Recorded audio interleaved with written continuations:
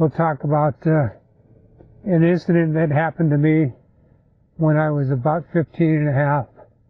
I was walking to work one day. I've been working since I was 14 years old. Anyway, I was walking to work one day. I worked at San Fernando High School in the print department, and we printed ID cards for the schools, various schools, not just San Fernando High. But anyway, I was walking to work one morning. It was about 7:30 in the morning, and I had my old shirt on because, you working with ink, you don't want to get ink all over everything. No matter how careful you are, you're always going to get ink on you. And so I was walking to work in the morning, carrying a sack of lunch, I think, and standing on the corner of Haddon Avenue and Van Nuys Boulevard, about to cross Van Nuys, when across the street I noticed a car with the car turned the corner and parked right in front of the library that's there on the corner of the library. And the light turned green, so I went to go across. And as I got to halfway across the street, two men got out of the car and walked like they were going to go to the crosswalk. And they had stopped. And when I went to cross, they got on either side of me just as I stepped onto the curb. They got to either side of me and grabbed my arms. And I'm like, what the hell's going on, right? I didn't say anything. I was just like, and then they started saying something. So they were saying in Spanish, "Tu papeles." And I was like, what? Because I don't speak Spanish. And they were telling me again. I said, huh? And they said, "Tu papeles."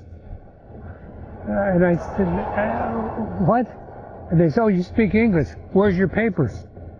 And I said, what are you talking about? And they're both have my arms. And as I said the second time, and didn't answer with the English language, they started dragging me towards the car. And that's when I said, what are you doing? And they said, your papers. You speak English? Your papers. And I said, what papers? And they said, your ID. And I said, I don't have an ID. And they said, well, do you have a driver's license? And I said, no, I'm 15. I can't drive. I don't have a driver's license. And they told me, well, what do you have to identify yourself?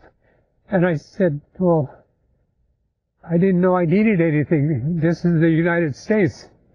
And they said, you have to have some sort of ID. And I said, no, I don't have to have some sort of ID. And so I said, well, I might have something in my wallet. So they let me grab my wallet out of my pocket.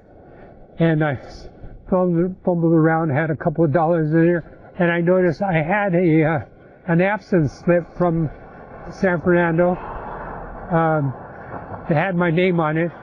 And it said, it was absent from, second or third period or whatever. And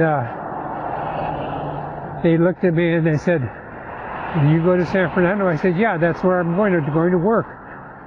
They said, you're working at the high school? And I said, well, I have a summer job. And they said, okay, you really ought to get some ID. And they let me go.